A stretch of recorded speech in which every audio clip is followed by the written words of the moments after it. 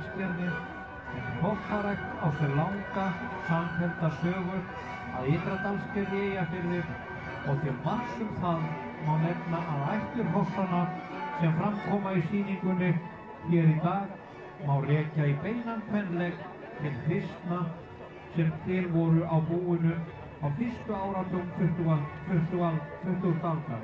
Skör þeim ríkari kröfur til gæða hrossanna og vanda til allra verka. Ræktunartakmark búsins felst í ræktun léttbyggðra og myndarlegra hrossa sem búa skulu yfir hreinum og greiðum gangi og flýti, miklum vilja og einarðri en þó fjalli lund.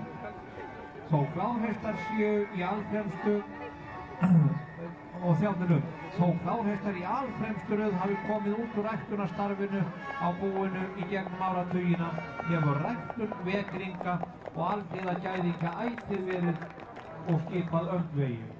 Ég þess vænst að sýningin hér sé til vitnis það. Og við sem að höfum nú fylgst með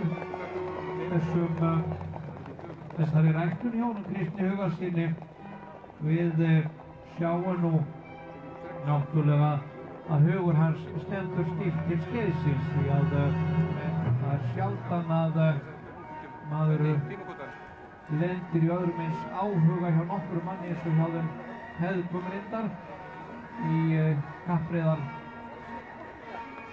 geiranum, það er að segja skeiðkappreiðum og það er eiginlega þeirra lífsyndið það er að eiga hesta í fremstu röð á skeiðkappreiðum en það höfum við séð það núna undanfarin ár en þetta er sem sagt sá hópur sem að Ytra-Dalsgerðishópurinn frá þeim Huga Kristinssyni og Kristni Hugasyni.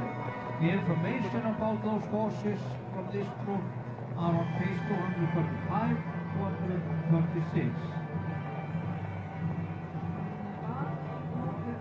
Ytra-Dalsgerði Eyjafjörður.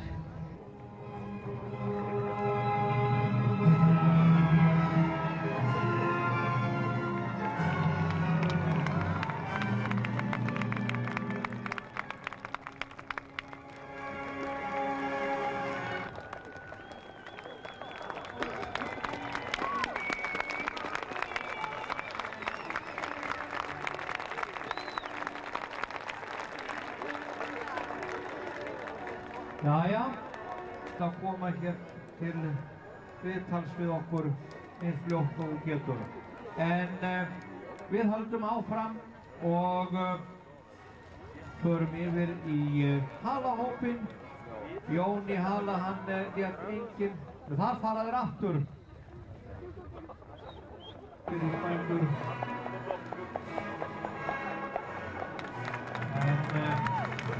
Hrossin sem að hér koma frá Ytra-Dalsgerði eiga að vera Lúta, Hnoss, Sólbrá, Rimur og Blær.